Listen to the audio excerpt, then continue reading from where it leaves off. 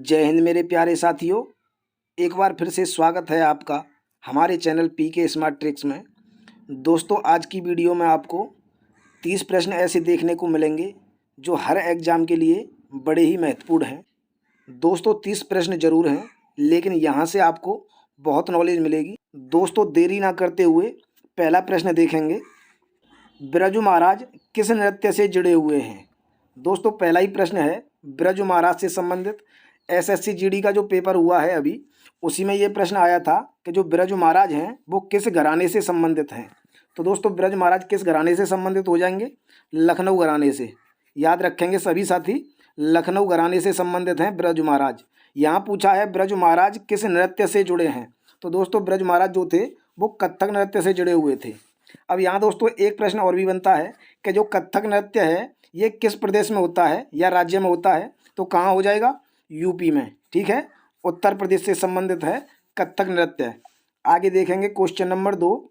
Norman Borlaug पुरस्कार किस क्षेत्र में उत्कृष्ट प्रदर्शन के लिए दिए जाते हैं? बताएं प्यारे साथियों। नॉर्मन बोरलॉग से कुछ याद आता है आपको? विश्व में हरित क्रांति के जनक माने जाते हैं नॉर्मन बोरलॉग। इनको नोबेल पुरस्कार भी मिला है। पता है कब मिला है? 1970 में नॉर्मन बोरलॉग जो थे इनको नोबेल पुरस्कार मिला है। ठीक है, अब जो नॉर्मन बोरलॉग पुरस्कार है वो किस क्षेत्र में दिया जाएगा? आप समझ गए होंगे, कृषि के क्षेत्र में दिया जाता है। ठीक है, विश्व में हरित क्रांति के जनक माने जाते हैं नॉर्मन बोरलॉग, इसीलिए इन्हीं के नाम पर ही पुरस्कार दिया जाता है कृषि क्षेत्र में।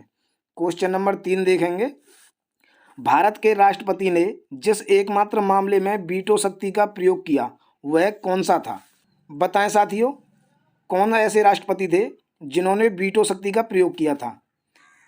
दोस्तों, ज्ञानी जैल सिंह थे। ठीक है, याद रखना, ज्ञानी जैल सिंह एकमात्र ऐसे राष्ट्रपति हैं जिन्होंने पॉकेट वीटो का उपयोग किया है। ठीक है, किस मामले में किया था दोस्तों? ये मैं आपको बता दूं, भारतीय डाकघर संशोधन अधिनियम, ये जो विधेयक पारित हुआ था उसी के मामले में राष्ट्रपति ज्ञानी जैल सिंह ने वीटो शक्ति का प्रयोग किया था। आगे बढ़ेंगे क्वेश्चन नंबर 4 की तरफ। पृथ्वीराज चौहान के दरबार में इनमें से कौन सा कवि था? बताएं प्यारे साथियों, पृथ्वीराज चौहान का दरबारी कवि कौन था इनमें से? दोस्तों, ऑप्शन सी सही होगा, चंद्रवरदाई। दोस्तों, चंद्रवरदाई का एक महत्वपूर्ण नाटक भी है। कौन सा हो जाएगा? पृथ्वीराज रासो। ठीक है साथियों, पृथ्वीराज रासो जो है वो चंद्रवरदाई का है। और दोस्तों, ऐसा भी बताया जाता है जो चंद्रवरदाई हैं और पृथ्वीराज चौहान हैं ये एक ही दिन जन्मे थे। दोस्तों, हमारा मकसद ये है कि अगर आप ये वीडियो पूरी देखते हैं, इसमें जितने भी प्रश्न हैं वो सभी आपको अभी याद हो जाएं। इसीलिए हम कहानी के तौर पर कुछ तथ्य ऐसे बताते हैं जो थोड़े से रोमांचक टाइप के होते हैं, लेकिन उनका उद्देश्य सिर्फ ये होता है कि आपको जो भी प्रश्न हैं उनके उत्तर याद हो जाएँ। दोस्तों, चंद्रवरदाई हैं और पृथ्वीराज चौहान हैं। ठीक है साथियों, ये दोनों एक ही दिन जन्मे थे। और दोस्तों, जो पृथ्वीराज चौहान हैं इनको बताया जाता है ये अंतिम हिंदू सम्राट थे जिन्होंने दिल्ली पर शासन किया। ठीक है, याद हो गया होगा। चंद्रवरदाई जो थे वो पृथ्वीराज चौहान के राजदरबारी कवि थे। इन्होंने एक दोस्तों महाकाव्य लिखा है, उसका नाम है पृथ्वीराज रासो। आगे बढ़ेंगे क्वेश्चन नंबर 5 की तरफ। अजंता की गुफाएं भारत के कौन से राज्य में हैं? अजंता की गुफाएं दोस्तों कहाँ हो जाएंगी? महाराष्ट्र में हो जाएंगी। ऑप्शन ए सही होगा। महाराष्ट्र में कहाँ है दोस्तों? औरंगाबाद में है। ठीक है, औरंगाबाद में है।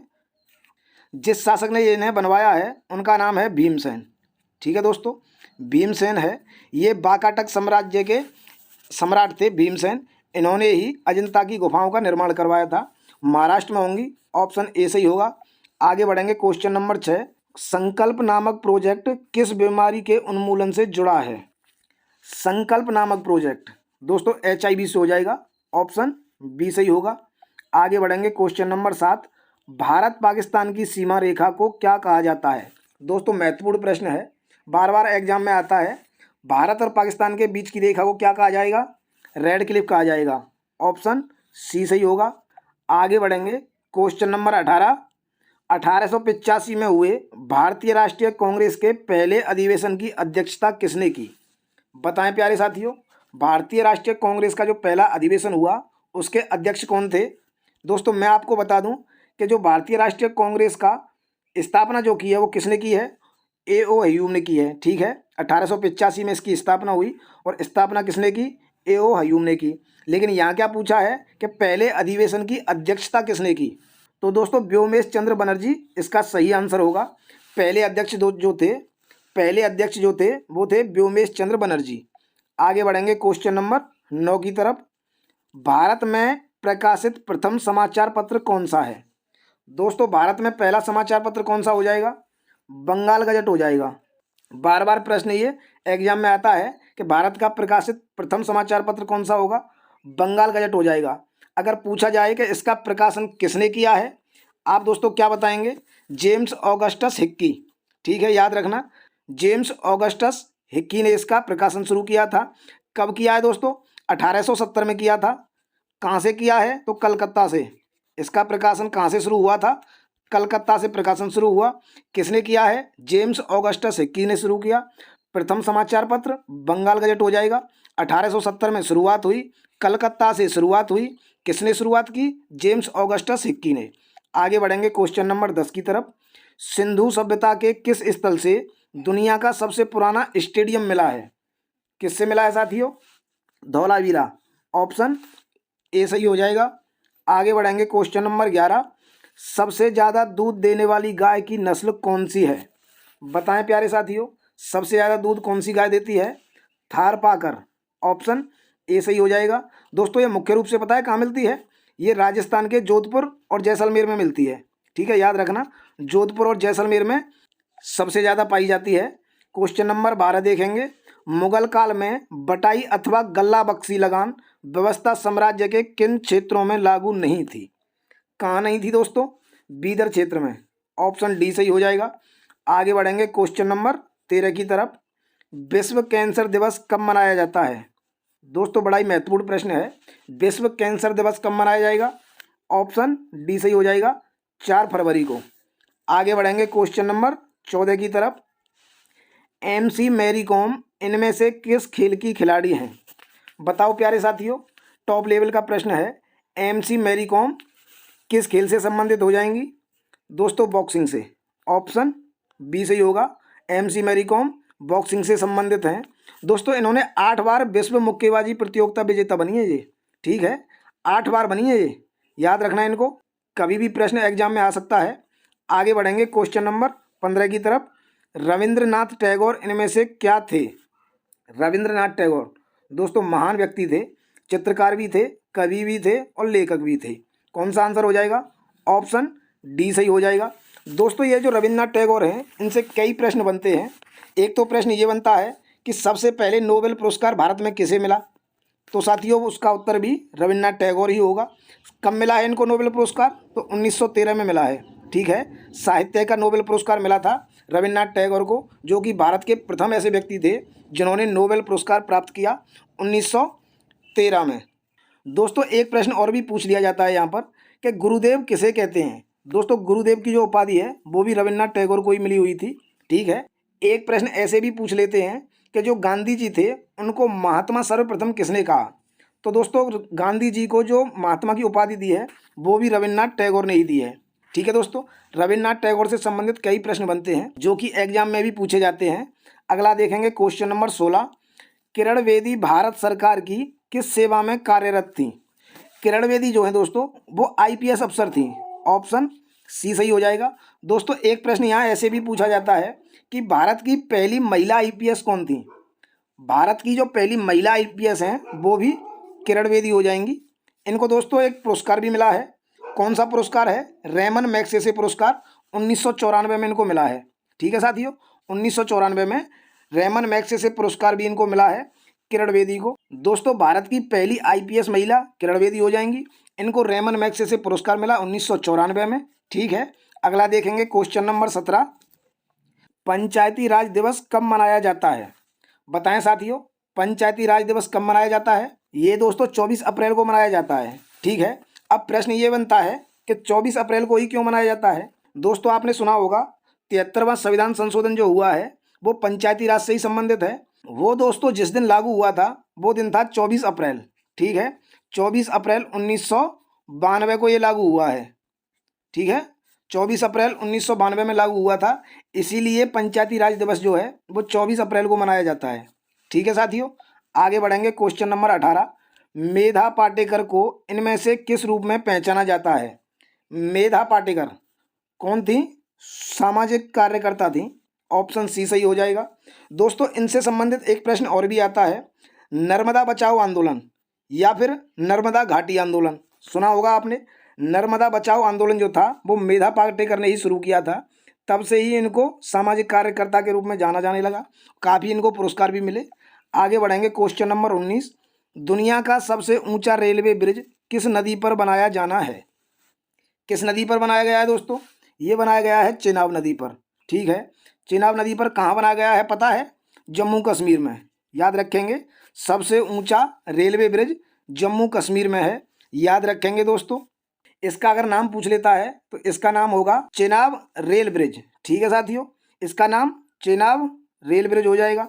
आगे बढ़ेंगे क्वेश्चन नंबर 20 की तरफ, दादा साहेब फाल्के पुरस्कार किस मंत्रालय की ओर से दिया जाता है? दादा साहेब फाल्के पुरस्कार दोस्तों किसको मिला सबसे प्रथम? ये सबसे पहले जो मिला है वो मिला है दोस्तों देविका रानी को। ठीक है, देविका रानी को प्रथम दादा साहेब फाल्के पुरस्कार मिला था। अगर दोस्तों पूछ ले कब मिला है तो 1969 में।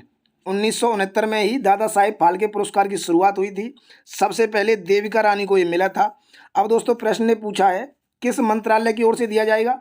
ये दिया जाता है सूचना एवं प्रसारण मंत्रालय। ठीक है साथियों, आगे बढ़ेंगे क्वेश्चन नंबर 21 की तरफ, नरेंद्र कोहली का उपन्यास ना भूतो ना भविष्यति क्या है दोस्तों? ना भूतो ना भविष्यति, एको अहम द्वितीयो नास्ति ना भूतो ना भविष्यति। मतलब ये है मैं अकेला हूँ, मेरे जैसा कोई दूसरा नहीं है, ना ही अंदर ना ही अतीत और ना ही भविष्य में दूसरा होगा। दोस्तों किसका उपन्यास है ये? नरेंद्र कोहली का है।